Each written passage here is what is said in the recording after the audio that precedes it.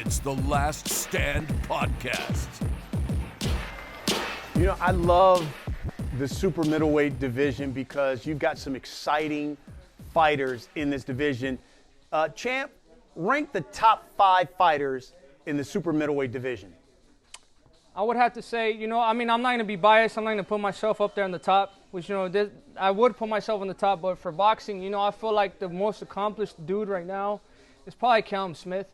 He has a couple titles. He has the ring title, the WBA, then he has the WBC Diamond. And I would probably put myself second. Who's that? Maybe Caleb Plant fourth. And who else is right there? Billy Joe Sanders fifth, probably. I feel like I'm not listing Canelo up there because he hasn't really fought too much people at 168. Obviously, he's a face of boxing. Everybody knows that. But he hasn't really fought too much time. He only fought one time at 168. You know what I mean? So I can't put him up there. Obviously, he's the best. He's the best in boxing. But as of the fighters that have been at 168 for a while, that's my list. You mentioned Caleb Plant, I think, fourth.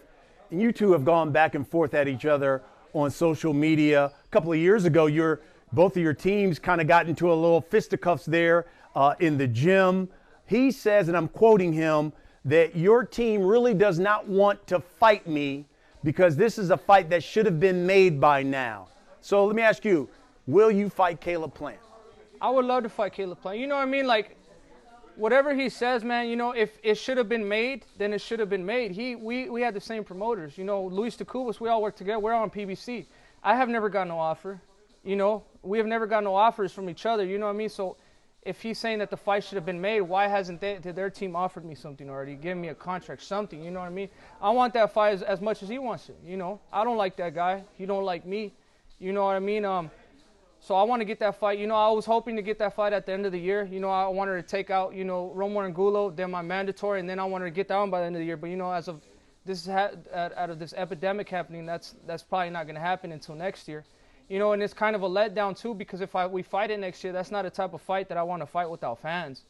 You know what I mean? I think a lot of fans have been wanting to see that for a while. So it's going to be, if we have to fight without fans, that's what it has to be. But I would love the fans to be there. But I'm not running from nobody. I'll fight anybody. And I'll go up to 175 and I'll fight anybody, too. I'm not running from nobody. Wow. Why do you think you two have so much serious beef with one another? It's just, the guy's attitude. Obviously he thinks he's the best. I think I'm the best too. But the way he carries himself, is just, he thinks he's a second coming to Mayweather. And all the stuff he says, he talks like he's a killer in the ring, but he's not. You can see he only has 10 knockouts out of 21 fights, 22 fights. So if you're going to talk the talk, you better walk the walk in the ring. You better fight like a killer in the ring, but he's not that. So, I don't like him at all. And when I get him in the ring, I'm going to show you guys how much I don't like him. Whenever I mention the name David Benavidez, so many people in boxing smile like, yo, that guy is so exciting. So let me ask you, champ, what makes David Benavidez an exciting fighter? I think what makes me as an excited fighter is I'm a great competitor. You know what I mean? If you hit me once, I have to hit you back twice. I want to get the fights. At the end of the day, you have to be you have to be an entertainer. Obviously it's a different type of entertainment. It's not faking, it's real. You're going in, it's a brutal sport. But people go in there, they pay the good money to see a fight. At the end of the day, it's a fight. Obviously, you're not just going to go in there, receive all these shots, and just because it's a fight. You have to use defense and stuff like that, but you have to make it as entertaining as you can. Like I said, how people got with Mike Tyson, Manny Pacquiao. They couldn't wait to go see him. Exciting. So that's kind of like the footsteps, the route I want to take. I feel like the fans deserve it. I feel like they're screaming for another fighter like that right now, and that's what I want to be.